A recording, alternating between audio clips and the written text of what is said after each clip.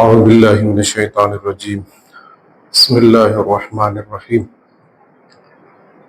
الحمد لله رب العالمين، نحمده ونستعينه ونستغفره ونتوكل عليه ونصلي ونسلم على حبيبه ونجيبه حافظ سره ومبلغ رسالاته بشير نعمته ونذير نقمته سيدنا ونبينا أبي القاسم المصطفى محمد.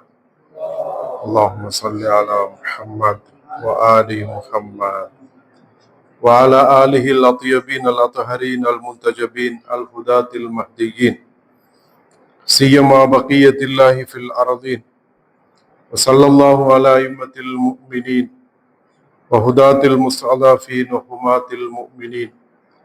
أوصيكم عباد الله بتقوى الله. அனைவருக்கும் அஸ்ஸலாமு அலைக்கும் வரஹ்மத்துல்லாஹி வபரகாத்துஹு. அல்லாஹுவை போற்றி புகழ்ந்து சாந்தியும் சலவாத்தும் கண்மணி நாயகம் ஸல்லல்லாஹு அலைஹி வஆலிஹி வஸல்லம் அன்னவர்கள் மீதும் அன்னவர்களது பரிசுத்த குடும்பத்தினர்கள், அஹ்லுல் பைத்துகள், இமாம்கள், நல்லடியார்கள் இந்த புனிதமிகு கடமையை நிறைவேற்றுவதற்காக வருகை தந்திருக்கும் மோமின்கள் உங்கள் அனைவர்கள் மீதிலும் உண்டாவதாக என்று பிரார்த்தித்தவனாக,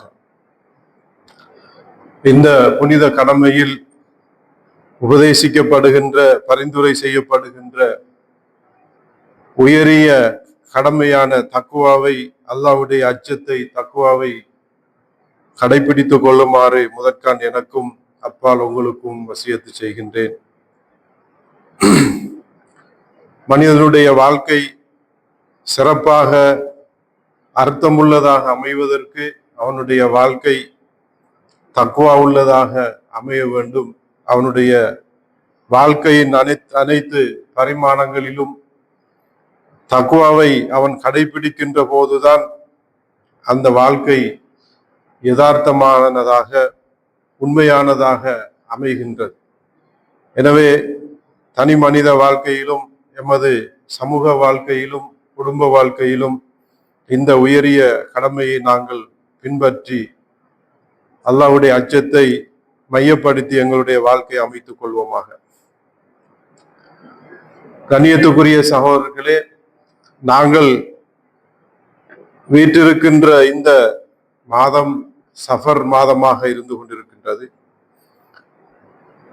இஸ்லாமிய வருடத்தில் முதல் வருகின்ற முஹர்ரம் மாதம், அதனைத் தொடர்ந்து வருகின்ற சஃபர் மாதம், இவ்விரு மாதங்களும் அஹ்லுல் பைத் பாரம்பரியத்தில், அஹ்லுல் பைத் சமூகத்தில், ஷியா சமூகத்தில் மிகவும் முக்கியமான இரு மாதங்களாக இருக்கின்றன.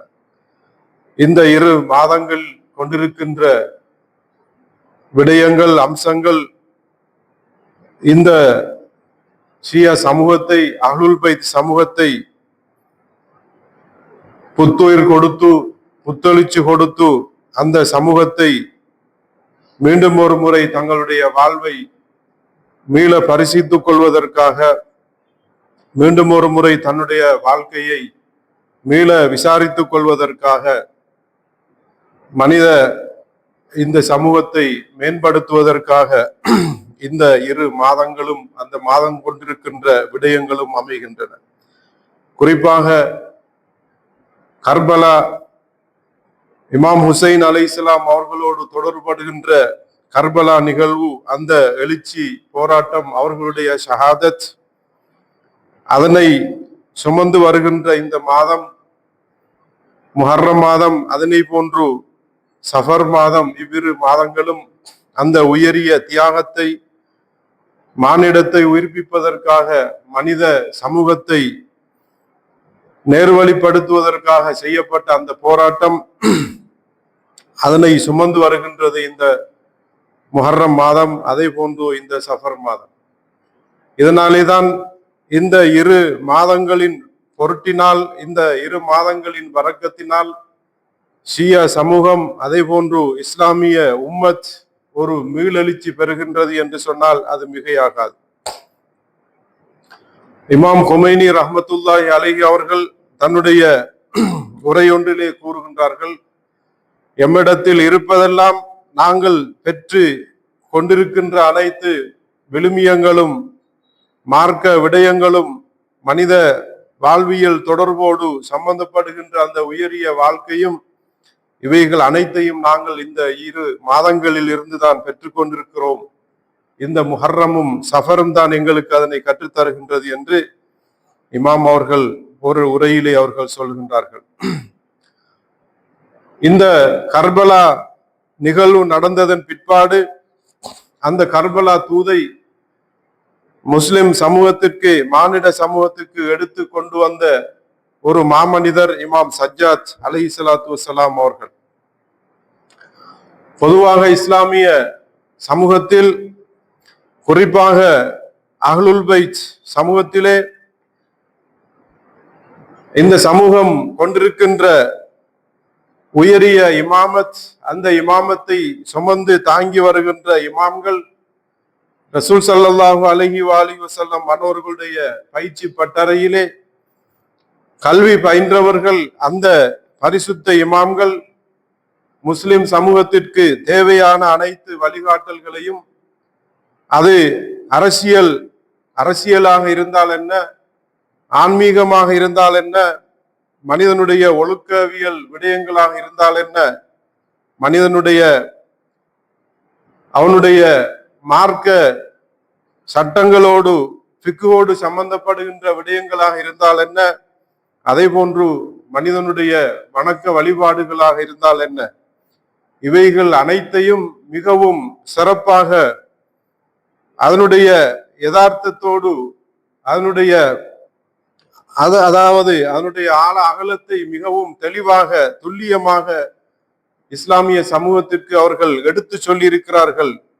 இந்த சிறப்பை அஹ்லுல் பைத் சமூகம் கொண்டிருக்கிறது என்று சொன்னால் அது மிகை அல்ல. இமாம் அலி அலைஹிஸ்ஸலாம் அவர்களுடைய அரசியல் சார்ந்த வழிகாட்டல்கள், அவர்களுடைய ஆன்மீக வழிகாட்டல்கள், அதே போன்று ஏனைய இமாம்களுடைய வழிகாட்டல்கள், இவைகள் எல்லாம் எங்களுக்கு மிகவும் முன்னுதாரணங்களாக இருக்கின்றன. அந்த அடிப்படையில் இமாம் சஜ்ஜாத் அலைஹிஸ்ஸலாம் அவர்கள் மனித சமூகம் எவ்வாறு சீரழிந்து போனது, சீர்கட்டு போனது, அந்த சீர்கட்டு போன சமூகத்தை உயிர்ப்பிப்பதற்காக ஹுசைன் எழுந்து அந்த போராட்டத்தை முன்னெடுத்து அந்த சமூகத்திலே சீர்திருத்தத்தை உருவாக்கினார். அந்த செய்தியை, அந்த துன்பமும் நிறைந்த துரோகங்கள் அக்கிரமங்கள் நிறைந்த கர்பலா பயணத்தில் படுகொலை செய்யப்பட்டு பல துன்பங்களை அனுபவித்துக் கொண்ட அந்த இமாம் ஹுசைன் அலைஹிஸ்ஸலாம் அவர்கள் கொண்டு வந்த அந்த தூதை சமூகத்திற்கு எடுத்து சொன்ன ஒருவர் தான் இமாம் சஜ்ஜாத் அலைஹிஸ்ஸலாத்து வஸ்ஸலாம் அவர்களாக இருக்கின்றார்கள். கர்பலா துயரின் பிற்பாடு அவர்களும் அவர்களுடைய மாமியார் ஹசரத் ஜைனப் சலாமுல்லாஹி அலைஹா அவர்களும் இந்த கர்பலா துயரத்தில் நடந்த அந்த கொடுமைகளை, இமாம் ஹுசைன் அவர்கள் எதற்காக அந்த பயணத்தை முன்னெடுத்தார்கள் என்ற அந்த செய்தியை, தூதை உரிய முறையிலே பின்னால் வந்த சமூகத்துக்கு எடுத்து சொல்லி இருக்கிறார்கள்.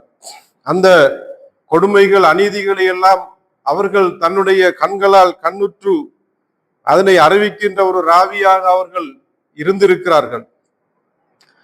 அவர்களுடைய அந்த மனம் வெந்து வெதும்பி போன அந்த நிலையில் கண்ணீர் வடித்து அவர்கள் இந்த சமூகத்திற்கு அந்த இமாம் ஹுசைன் அவர்களுடைய தூதையும் அவர்கள் தாங்கிக் கொண்ட அந்த தாங்கொன்னா துயரங்களையும் இந்த சமூகத்துக்கு எடுத்து சொன்னார்கள். தன்னுடைய அழுகை மூலமாக, தன்னுடைய துவாக்கள் மூலமாக, இறைவனோடு செய்து கொண்ட பிரார்த்தனைகள் மூலமாக அந்த தூதை அவர்கள் சமூகத்துக்கு எடுத்து சொல்லி இருக்கிறார்கள். சிறந்த அறிவுபூர்வமான விடயங்களை சமூகத்திற்கு சுட்டிக்காட்டி ஒரு மனிதன் எவ்வாறு வாழ வேண்டும், எவ்வாறு அந்த மனித குணத்தில் அவன் நிலைத்திருக்க வேண்டும், எவ்வாறு அவன் நெறி தவறி செல்லுகின்றான் என்ற விடயங்களை எல்லாம் அவர்கள் மிகவும் அழகாக அவர்கள் எடுத்து சொல்லி இருக்கிறார்கள். இதனால் இந்த இமாம் சஜ்ஜாத் அலைஹிஸ்ஸலாத்து வஸ்ஸலாம் அவர்களுடைய போதனைகள் அவர்கள் இந்த சமூகத்துக்கு எடுத்து சொன்ன விடயங்களை ஒரு கணம் மீட்டி பார்ப்பது எங்கள் மீது கடமையாக இருந்து கொண்டிருக்கின்றது. இமாம் சஜ்ஜாத் அலைஹிஸ்ஸலாம் அவர்கள் மேற்கொண்ட அவர்களுடைய அந்த புரட்சி அல்லது அவர்கள் கர்பலா துயரத்தை, கர்பலா சுமந்து வந்த அந்த செய்தியை உலகத்தாருக்கு எடுத்து சொல்லுகின்ற அந்த பணியை மேற்கொள்ளுகின்ற போது அவர்கள் செய்த அவர்களுடைய பணிகளை நாங்கள் ஆராய்ந்து பார்க்கின்ற போது அவர்களிடத்தில் இருந்து அறிவிப்பு செய்யப்பட்டிருக்கிற சில நூல்களை, அவர்கள் எழுதிய சில ஏடுகளை, அவர்கள் கூறிய சில ஹதீதுகளை எல்லாம் நாங்கள் வரலாற்றிலே பார்க்கின்றோம். அந்த அடிப்படையில் இமாம் சஜ்ஜாத் அலைஹிஸ்ஸலாம் அவர்களிடத்திலிருந்து எங்களுக்கு பொக்கிஷமாக கிடைக்கப்பட்டிருக்கின்ற சில நூல்களை, சில தடயங்களை நாங்கள் பார்க்கின்ற போது அதில் முக்கியமாக இடம் பிடிப்பது அவர்களுடைய சஹீஃபத்து சஜ்ஜாதியா என்று சொல்லப்படுகின்ற பிரார்த்தனை பேழையாக இருந்து கொண்டிருக்கின்றது. ஒரு மனிதன் இறைவனோடு தொடர்புபடுகின்ற வேளையில் அவன் எவ்வாறு இறைவனிடத்தில் அந்த தொடர்பை பேணிக் கொள்ள வேண்டும், எவ்வாறு அவன் பிரார்த்திக்க வேண்டும் என்ற அந்த தோரணையிலே இமாம் அவர்கள் ஒரு மனிதனாக, ஒரு அடிமையாக இருந்து, ஒரு அடியானாக இருந்து இறைவனுடைய சன்னிதானத்திற்கு முன் எவ்வாறு இருக்க வேண்டும் என்பதை அவர்கள் அழகாக அந்த துவாக்களில் சொல்லித் தருவது வெறும் பிரார்த்தனை மாத்திரம் அல்ல, மனிதனுக்கு ஒழுக்கத்தையும் நன்னடத்தையும் ஆன்மீக விடயங்களையும் சொல்லிக் கொடுக்கின்ற ஒரு மூலமாக, வழியாக அந்த பிரார்த்தனை அமைந்திருக்கிறது. அதே போன்றுதான் இமாம் அவர்களுடைய ஏனைய அவர்களிடத்திலிருந்து அறிவிப்பு செய்யப்பட்டிருக்கின்ற ஏனைய விடயங்களை பார்க்கின்ற போது அதிலே அவர்களுடைய அதாவது ஒரு மனிதனுடைய ஒழுக்கம், அவன் தன்னுடைய இறைவனோடு, தன்னுடைய உடல் உறுப்புகளோடு, பிற மனிதர்களோடு, சமூகத்தோடு, குடும்ப உறவினர்களோடு எவ்வாறான கடமைகளை, பொறுப்புகளை சுமந்திருக்கிறான் என்ற அந்த விடயத்தை அவர்கள் தெளிவாக சொல்லுகின்ற அவர்களுடைய ரிசாலத்துல் ஹுக்கூக் என்கின்ற அந்த உரிமை சாசனத்தை நாங்கள் பார்க்கின்றோம். அதே போன்று அவர்களிடத்தில் இருந்து அறிவிக்கப்பட்டிருக்கின்ற ஏனைய முனாஜாத்துகளை நாங்கள் பார்க்கின்றோம். அதிலே அவர் முனாஜாத்து ஹம்சத் அஷர் என்று சொல்லுகின்ற முனாஜாத் அவர்களிடத்தில் இருந்து அறிவிக்கப்பட்டிருக்கிறது. அதே போன்று துவா அபு ஹம்சா சுமாலி என்று சொல்லப்படுகின்ற துவா அவர்கள் கற்றுக் கொடுத்த ஒரு துவாவாக இருக்கின்றது. புனித ரமதான் மாதத்தினுடைய இரவுகளில் ஓதப்படுகின்ற ஒரு துவாவாக இருக்கின்றது. ஜியாரத் அமீனுல்லா என்று சொல்லப்படுகின்ற ஒரு ஜியாரத், அது தன்னுடைய பாட்டனார் இமாம் ஹசரத் அமீருல் முஃமினீன் அலி அலைஹிஸ்ஸலாம் அவர்களுக்காக ஓதப்பட்ட ஒரு துவாவாக இருக்கின்றது. அதே போன்று இமாம் சஜ்ஜாத் அலைஹிஸ்ஸலாம் அவர்களிடத்தில் இருந்து ஹஜ் தொடர்பான வழிகாட்டல்கள், மனாசிக்குல் ஹஜ் என்ற ஒரு நூலாக வெளிவந்திருக்கிறது. அதே போன்று சஹீஃபத்து ஸுஹூத் என்று சொல்லப்படுகின்ற இன்னும் ஒரு நூல், இமாம் அவர்களுடைய, அதாவது மனிதன் உலக பற்றில்லாமல், உலக ஆசை இல்லாமல் வாழுகின்ற போது அவன் எவ்வாறான ஒரு ஸுஹூத் வாழ்க்கையை வாழ வேண்டும் என்பது தொடர்பாக அவர்கள் வழங்கிய அந்த உபதேசங்களை உள்ளடக்கிய ஒரு நூல் சஹீஃபத்து ஸுஹூத் என்ற நூல் காணப்படுகின்றது. அதே போன்று அல் ஜாமிஉ ஃபில் ஃபிக்ஹ் என்று சொல்லப்படுகின்ற இன்னும் ஒரு நூல், இமாம் அவர்களுடைய ஃபிக்ஹ் மார்க்க சட்டவியல்களோடு தொடர்படுகின்ற ஒரு நூலாக இருக்கின்றது. அதே போன்று கிதாபு அலி இப்னில் ஹுசைன் என்று இன்னும் ஒரு நூல் இமாம் அவர்களுடைய ஹதீதுகளை உள்ளடக்கிய ஒரு நூலாக இருக்கின்றது. இது தவிரவும் அவர்களுடைய ஹுத்துபாக்கள், அதே போன்று அவர்கள் மூலமாக அறிவிக்கப்பட்டிருக்கின்ற ஹதீதுகள், கர்பலா துயரத்துக்கு பின்னால் அவர்கள் கூபாவிலும் ஷாமிலும் அவர்கள் நிகழ்த்திய உரைகள் உள்ளடக்கிய விடயங்கள், உரைகள், அதே போன்று அவர்களிடத்தில் இருந்து அறிவிக்கப்பட்டிருக்கின்ற அதிகமான ஹதீதுகள் எமது ஹதீது நூல்களிலும் காணப்படுகின்றன. எனவே இவ்வாறான பெரும் ஒரு பொக்கிஷத்தை இமாம் சஜ்ஜாத் அலைஹிஸ்ஸலாம் அவர்கள் இந்த சமூகத்துக்காக விட்டு சென்றிருக்கிறார்கள். இந்த அவர்கள் விட்டு சென்ற அந்த பொக்கிஷங்களில் பிரதானமாக இருக்கின்ற ஒன்றுதான் ரிசாலத்துல் ஹுக்கூக் என்று சொல்லப்படுகின்ற மனித உரிமைகள், மனிதன் கொண்டிருக்க வேண்டிய உரிமைகள் அந்த சாசனம் பற்றிய அம்சங்களாக இருக்கின்றன.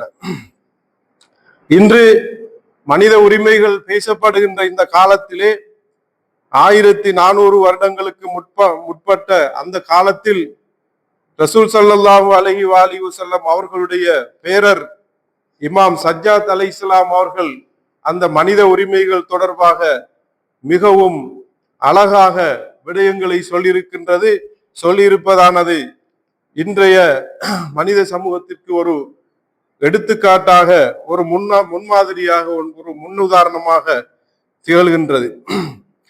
இமாம் அவர்களுடைய இந்த ரிசாலத்துல் ஹுக்கூக் என்று சொல்லப்படுகின்ற அந்த உரிமைகள் சாசனத்திலே சுமாராக 51 உரிமைகள் அதிலே சொல்லப்பட்டிருக்கின்றது. இந்த ஒவ்வொரு விடயமும் இன்று எமக்கு மிகவும் தேவைப்படுகின்ற விடயங்களாக இருக்கின்றன. அந்த உரிமைகளை பற்றி நாங்கள் மிகவும் சுருக்கமாக பார்ப்பதாக இருந்தால், அந்த உரிமைகளை அவர்கள் பல வகையாக பிரிக்கிறார்கள். அதிலே இறைவன் தொடர்பாக, இறைவனுக்கு மனிதன் செய்ய வேண்டிய, இறைவன் தொடர்பாக மனிதன் கொண்டிருக்கின்ற உரிமைகள் என்ன என்று அவர்கள் சொல்லுகின்ற போது, அல்லாஹ்வின் உரிமை பற்றி அவர்கள் சொல்லுகின்றார்கள். அவனுக்கு எதனையும் இணையாக்காமல் அவனை மட்டுமே வணங்குவதும், அவனுக்கு உண்மையாக கட்டுப்பட்டு நடப்பதும் அதாவது இறைவனுக்கு மனிதன் செய்கின்ற கடமைகளாக இருக்கின்றது என்று இமாம் அவர்கள் அந்த ரிசாலத்துல் ஹுக்கூக்கிலே சொல்லுகின்றார்கள்.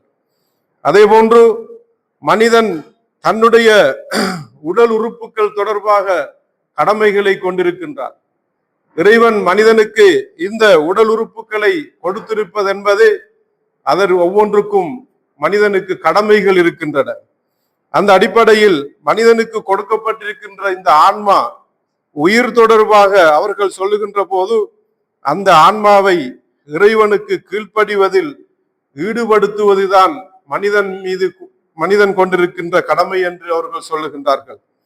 அதே போன்று மனிதன் கொண்டிருக்கின்ற நாவை பற்றி, அந்த நாவு தொடர்பான உரிமை என்னவென்று சொல்லுகின்ற போது, வீண் பேச்சுக்கள், புறம் அவதூறுகளில் இருந்து அதனை பாதுகாப்பது, நன்மையானவற்றை அதன் மூலமாக பேசுவது என்று இந்த நாவினுடைய உரிமைகளை பற்றி இமாம் அவர்கள் சொல்லுகின்றார்கள். மனிதனுக்கு வழங்கப்பட்டிருக்கின்ற செவி தொடர்பாக என்ன உரிமை இருக்கிறது என்று அவர்கள் சொல்லுகின்ற போது, தீய சொற்கள், புறம் மற்றும் விளக்கப்பட்டவற்றிலிருந்து அதனை கேட்காமல் தனது செவியை, தனது காதை காத்துக் கொள்வது என்று இமாம் அவர்கள் அந்த உடல் உறுப்பு சம்பந்தமான கடமை பற்றி சொல்லுகின்றார்கள். மனிதனுக்கு இறைவனால் கொடுக்கப்பட்டிருக்கின்ற கண்ணுக்கு என்ன உரிமை இருக்கிறது, அது தொடர்பாக இமாம் அவர்கள் சொல்லுகின்ற போது, ஹராமாக்கப்பட்ட காட்சிகளில் இருந்து பார்வையை தாழ்த்துவதும், படிப்பினை பெற அதனை பயன்படுத்துவதும் என்று சொல்லுகின்றார்கள். ஹராமான விடயங்களில் இருந்து தன் கண்ணை பாதுகாத்துக் கொள்வதும், இந்த கண்ணை கொண்டு உலகில் நடக்கின்ற விடயங்களை பார்த்து படிப்பினை பெறுவதும் என்று இமாம் அவர்கள் கண் கொண்டிருக்கின்ற அந்த உரிமை பற்றி சொல்லுகின்றார்கள். அதே போன்று ஒரு மனிதன் கொண்டிருக்கின்ற, இறைவனால் படைக்கப்பட்டிருக்கின்ற அந்த கை என்ன உரிமையை கொண்டிருக்கிறது என்று அவர்கள் சொல்லுகின்ற போது, அனுமதிக்கப்படாத பொருட்களை நோக்கி கையை நீட்டாமல் இருப்பதும், நன்மைகளுக்காக மட்டுமே அந்த கரத்தை பயன்படுத்துவதும் என்று மனிதன் அந்த கரத்துக்கு கொடுக்க வேண்டிய உரிமையை பற்றி இமாம் அவர்கள் சொல்லுகின்றார்கள். அதே போன்று மனிதனுடைய கால் எவ்வகையான உரிமையை கொண்டிருக்கிறது என்று சொன்னால், பாவமான இடங்களுக்கு செல்லாமல் நன்மையான வழிகளில் மட்டுமே நடப்பது என்று இமாம் அவர்கள் அந்த மனிதனுக்கு கொடுக்கப்பட்டிருக்கின்ற அந்த கால் கொண்டிருக்கின்ற உரிமையை பற்றி சொல்லுகின்றார்கள். அதே போன்று மனிதனுக்கு கொடுக்கப்பட்டிருக்கின்ற வயிறு, அது எவ்வாறான உரிமையை கொண்டிருக்கிறது என்று அவர்கள் சொல்லுகின்ற போது, வயிறு என்பது அழுக்கான விடயங்களை போட்டு நிரப்புகின்ற ஒரு குப்பை தொட்டி அல்ல.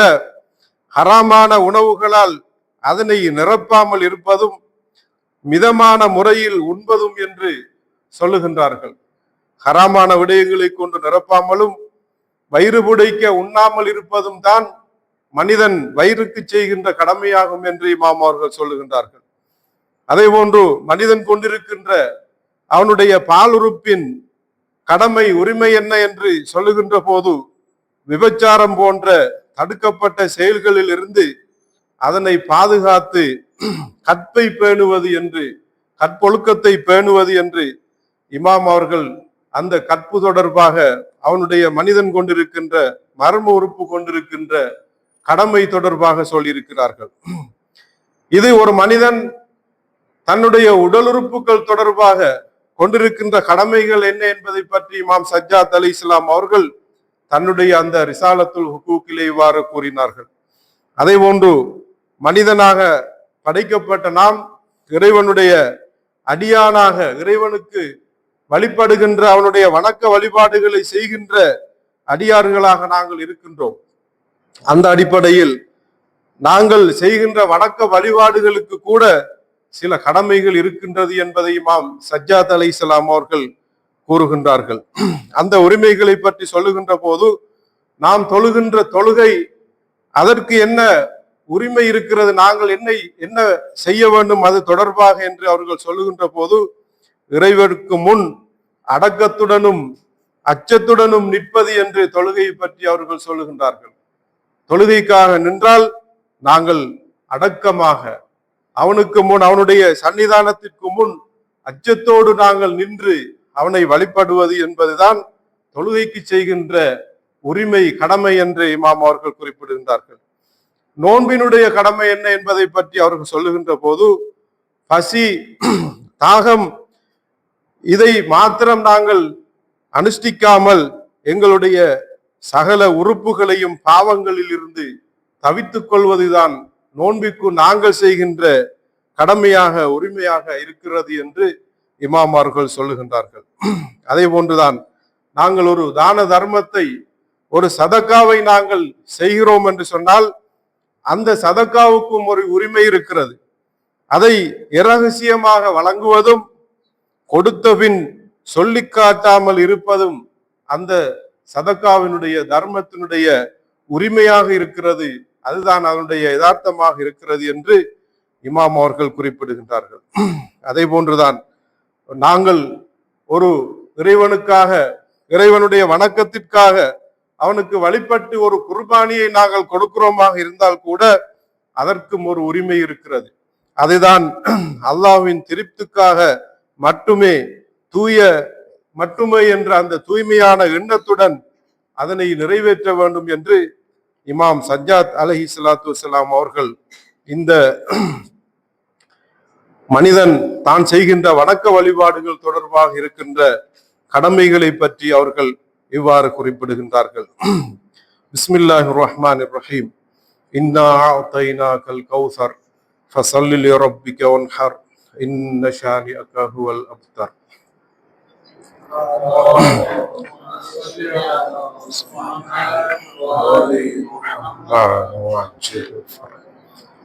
اللهم صل على محمد وآل محمد عجل فرج.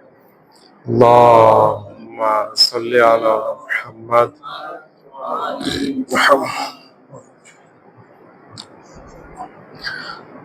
بسم الله الرحمن الرحيم. الحمد لله رب العالمين والصلاة والسلام على سيدنا ونبينا أبي القاسم المصطفى محمد. اللهم صل على محمد وآل محمد وآله الطاهرين سيما علي أمير المؤمنين وحبيبته الزهراء المرضية والحسن والحسين سيدي شباب أهل الجنة وعلي بن الحسين زين العابدين ومحمد بن علي الباقر وجعفر بن محمد الصادق وموسى بن جعفر القاظم وعلي بن موسى الرضا ومحمد بن علي الجواد وعلي بن محمد الهادي والحسن بن علي الزكي العسكري والحجة بن الحسن القائم المهدي ஸலவாத்துல்லாஹி அலைஹி அஜ்மாயின்.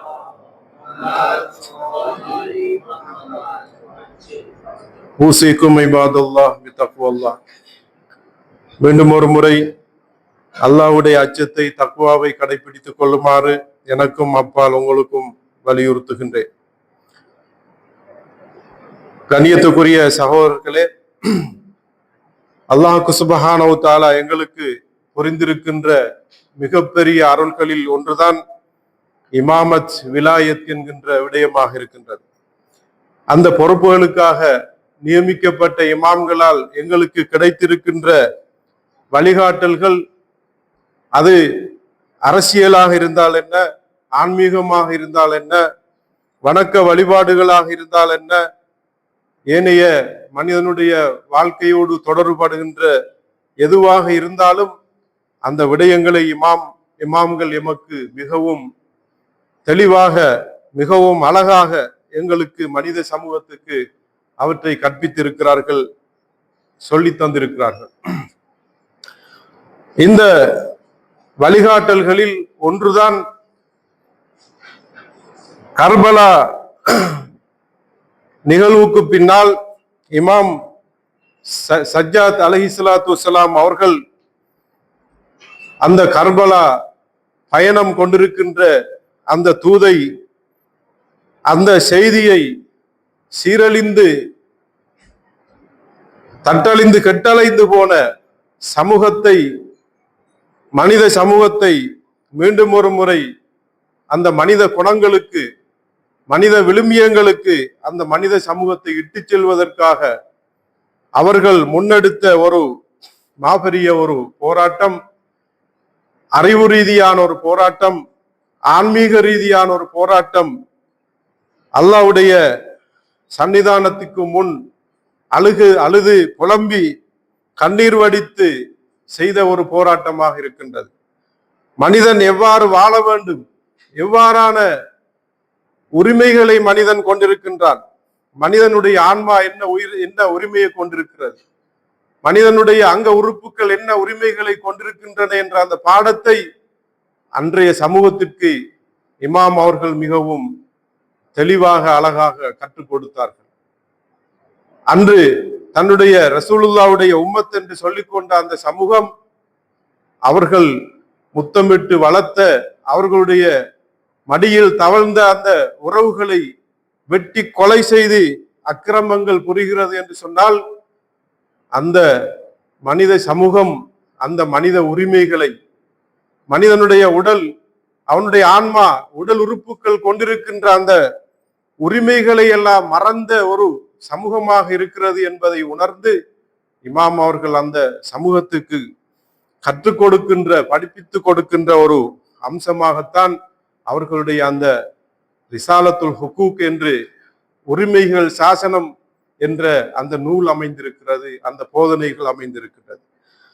அந்த அடிப்படையில் மனிதன் தன்னுடைய இறைவனோடு எவ்வாறான உரிமையை கொண்டிருக்கின்றான், தன்னுடைய உடல் உறுப்புகளோடு எவ்வாறான உரிமைகளை கொண்டிருக்கின்றான், அத்தோடு தான் செய்கின்ற இபாதத்துகள், வணக்க வழிபாடுகள், அவ்விடயங்களை எவ்வாறு அவன் நிறைவேற்ற வேண்டும் என்ற அந்த உரிமைகளை பற்றி அவர்கள் சொல்லிக் கொண்டு வருகின்ற அதே தொடரிலே இமாம் அவர்கள் சொல்லுகின்றார்கள், உங்களுக்கு தலைவர்கள் இருந்தால், உங்களுக்கு ஆசிரியர்கள் இருந்தால், உங்களை வழிநடாத்துகின்ற வழிகாட்டிகள் இருந்தால், அவர்கள் தொடர்பாக நீங்கள் எவ்வாறு என்ன உரிமைகளை கொண்டிருக்கிறீர்கள் என்று இமாம் அவர்கள் சொல்லுகின்ற போது, ஒரு ஆட்சியாளராக ஒருவர் இருக்கிறார் என்று சொன்னால் அவர் மீது நாங்கள் கொண்டிருக்கின்ற கடமை என்னவென்று சொன்னால், நன்மையான காரியங்களில் அவருக்கு கீழ்ப்படிவது, நன்மையான காரியங்களில் மாத்திரம்தான் அவருக்கு கீழ்ப்படிவது என்பதுதான் எங்களுடைய அஹ்லுல் பைத் இமாம்களுடைய ஆலோசனையாக, வழிகாட்டலாக இருக்கிறது.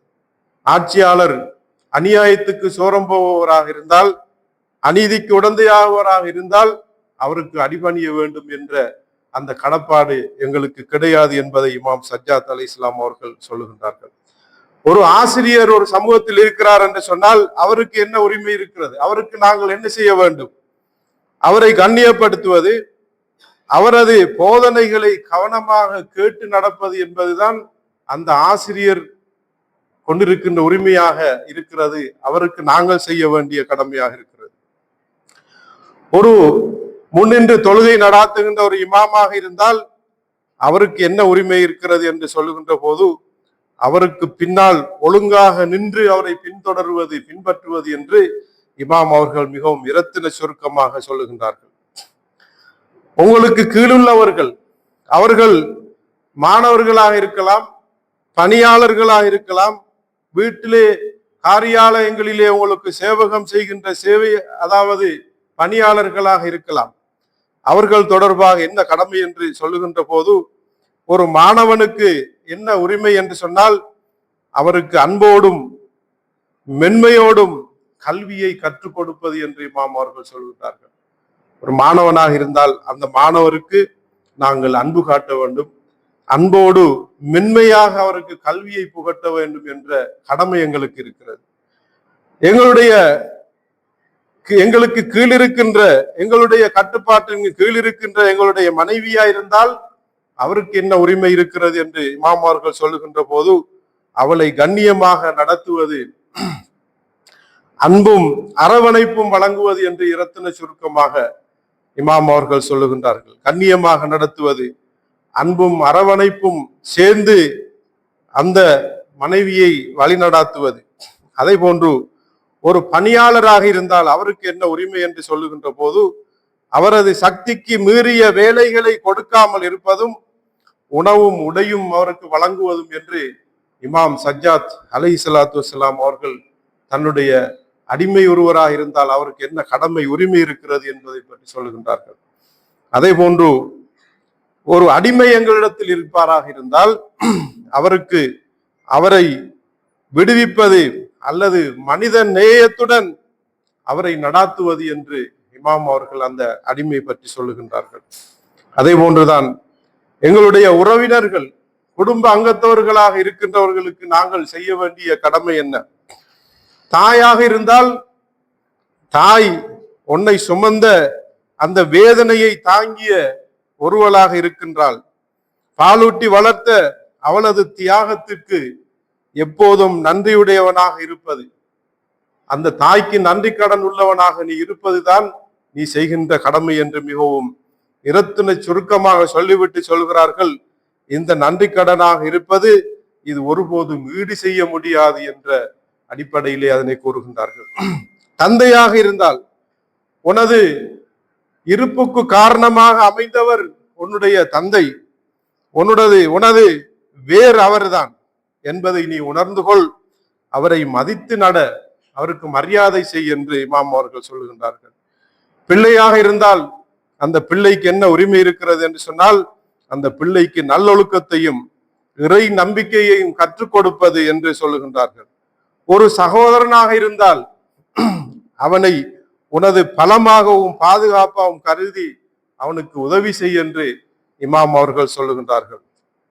சமூகம் மற்றும் இதர மக்களை பற்றி, ஏனைய சமூகத்தில் இருப்பவர்களை பற்றி இமாம் அவர்கள் சொல்லுகின்ற போது, உனக்கு உதவி செய்பவராக ஒருவர் இருந்தால் அவருக்கு நன்றி செலுத்துவதும் பதிலுக்கு உதவி செய்வதும், ஒருவர் எங்களுக்கு உதவி செய்தால் அவருக்கு நன்றி செலுத்துவதும் அவருக்கு உதவி செய்வதும் நாம் செய்கின்ற கடமையாகும்.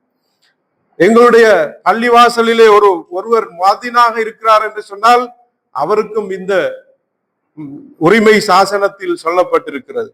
அவருக்கு தொழுகைக்கு அழைக்கும் அவரை மதிப்பது என்று இமாம் அவர்கள் சொல்லியிருக்கிறார்கள். ஒரு நண்பனாக இருந்தால் உண்மையான தோழமையுடனும் நட்புடனும் அவரோடு நடந்து கொள்வது, ஆபத்தில் அவருக்கு உதவுவது என்று இமாம் அவர்கள் சொல்லுகின்றார்கள். ஒரு வியாபார கூட்டாளியாக நண்பனாக இருந்தால் உரிமையான அந்த விடயம் என்னவென்று சொன்னால், வியாபாரத்தில் நேர்மையாக நடப்பது, மோசடி செய்யாமல் இருப்பது என்று இமாம் அவர்கள் குறிப்பிடுகின்றார்கள். அதே போன்று நாம் தேடிக்கொள்ளுகின்ற செல்வமாக இருந்தால் அந்த செல்வத்துக்கும் ஒரு உரிமை இருக்கிறது. அது என்னவென்று சொன்னால், அதை ஹலாலான முறையில் சம்பாதித்து சரியான வழியில் செலவிடுவது என்று இமாம் அவர்கள் சொல்லுகின்றார்கள். ஹலாலான முறையில் சம்பாதிக்க வேண்டும், சரியான வழியில் அதனை செலவழிக்கவும் வேண்டும் என்பது இமாம் அவர்களுடைய ஆலோசனையாக, வழிகாட்டலாக இருக்கிறது. ஒருவர் எங்களுக்கு கடன் கொடுத்தால் அவருக்கு என்ன உரிமை இருக்கிறது என்று சொன்னால் கடனை உரிய காலத்தில் மரியாதையுடன் திருப்பி கொடுப்பது என்று இமாம் அவர்கள் சொல்லுகின்றார்கள். ஒரு எதிரி இருக்கிறான் என்று சொன்னால் அவனுக்கும் ஒரு உரிமை இருக்கிறது. ஒரு எதிராளியாக நீதிமன்றத்தில் ஒருவன் சாட்சியாளராக வருகின்றான் என்று சொன்னால் அவன் தொடர்பாக இருக்கின்ற உரிமை என்னவென்று சொன்னால் பொய் சாட்சி சொல்லாமல் உண்மையை பேசுவது என்று இமாம் அவர்கள் சொல்லுகின்றார்கள். ஒரு எதிரியாக ஒருவன் இருக்கிறான் என்று சொன்னால் அவனுக்கு அநியாயம் செய்யாமல் நீதியாக அவனோடு நடந்து கொள்ள வேண்டும் என்று இமாம் அவர்கள் குறிப்பிடுகின்றார்கள். அதே போன்று ஒருவர் ஆலோசனை கேட்கிறார் என்று சொன்னால் அவருக்கும் உரிமை இருக்கிறது. அவருக்கு சரியான நேர்மையான ஆலோசனையை வழங்க வேண்டும் என்று இமாம் அவர்கள் குறிப்பிடுகிறார்கள். அதே போன்று ஒருவர் ஆலோசனை கூறினால் அந்த கூறுவோருக்கு ஒரு உரிமை இருக்கிறது. அவரது நல்ல ஆலோசனைகளை ஏற்று நடப்பது என்று இமாம் அவர்கள் சொல்லுகின்றார்கள். அதே போன்று பெரியோர்களின் உரிமை அவர்களை கண்ணியப்படுத்துவது, சிறியோர்களின் உரிமை சிறுவர்களிடம் அன்பும் கருணையும் காட்டுவது. அதே போன்று ஒரு யாசகம் கேட்கின்ற ஒரு மனிதர் வந்து யாசகம் கேட்கிறார் என்று சொன்னால் அவனுக்கு ஒரு உரிமை இருக்கிறது. அவருக்கு இயன்றதை மரியாதையுடன் கொடுப்பது என்று இமாம் அவர்கள் சொல்லுகின்றார்கள். கொடுப்பவரின் ஒருவருக்கு ஒருவர் கொடுக்கிறார் என்றால் கொடுப்பவருக்கு ஒரு உரிமை இருக்கிறது. அதுதான் தானம் செய்ய இயலாவிட்டால் கண்ணியமாக மறுப்பது என்று இமாம் அவர்கள் சொல்லுகின்றார்கள். அதே போன்றுதான் உனக்கு தீங்கு செய்த ஒருவர் இருக்கிறார் என்று சொன்னால் அவரை நீ மன்னிப்பது அவருக்கு செய்கின்ற உரிமையாக இருக்கிறது. ஒரு அயலவன் இருக்கிறான் என்று சொன்னால் அவரது நலனில் அக்கறை கொள்வது, தொந்தரவு செய்யாமல் அவரோடு அயலவராக வாழ்வது என்று இமாம் அவர்கள் சொல்லுகின்றார்கள். அதே போன்று அறியாத ஒருவர் இருக்கிறார் என்று சொன்னால் அவருக்கு பொறுமையுடன் கற்றுக் கொடுப்பது. ஒருவர் ஒரு விடயத்தை அறியாதவராக இருக்கிறார் என்றால் அவருக்கு பொறுமையோடு நாங்கள் அவருக்கு அந்த விடயத்தை கற்றுக் கொடுப்பது என்று இமாம் அவர்கள் சொல்லுகின்றார்கள். அதே போன்று முஸ்லிம்களில் பொதுவானவர்கள் இருப்பார்கள்.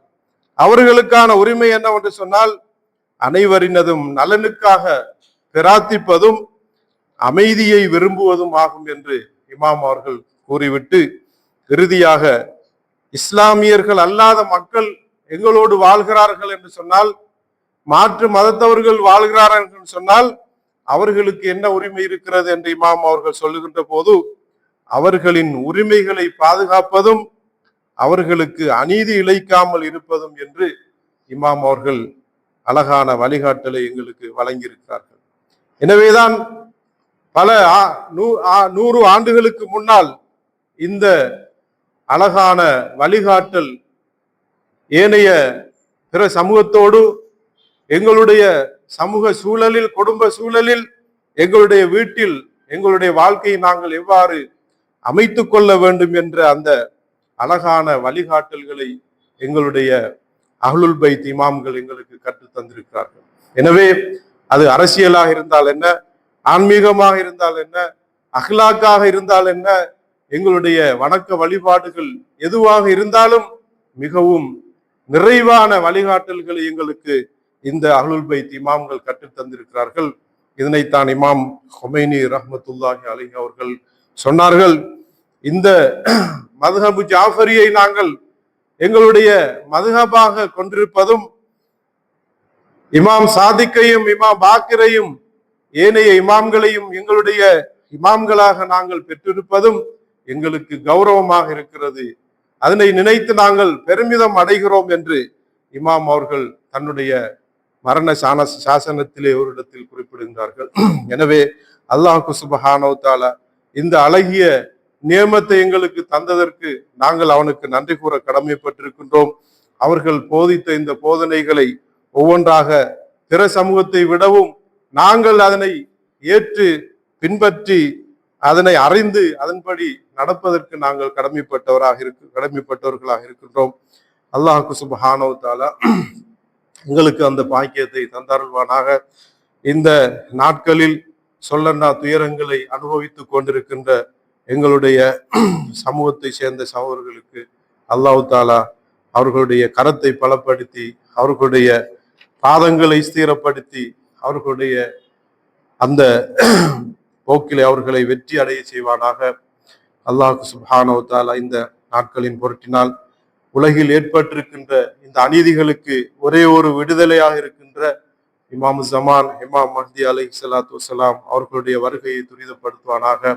அந்த இமாமுடைய பாதைக்காக பயணிக்கின்ற அனைத்து கரங்களையும் பலப்படுத்துவானாக. யா அல்லாஹ், இந்த நன்னாளிலே எங்களுடைய பாவங்களை மன்னித்தருள்வாயாக.